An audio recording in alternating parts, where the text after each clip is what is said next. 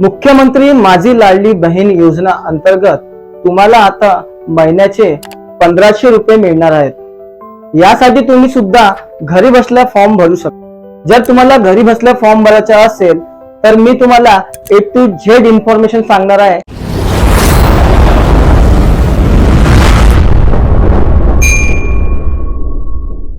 सर्वप्रथम तुम्हाला तुमच्या मोबाईल मध्ये प्ले स्टोर ओपन करायचं आहे।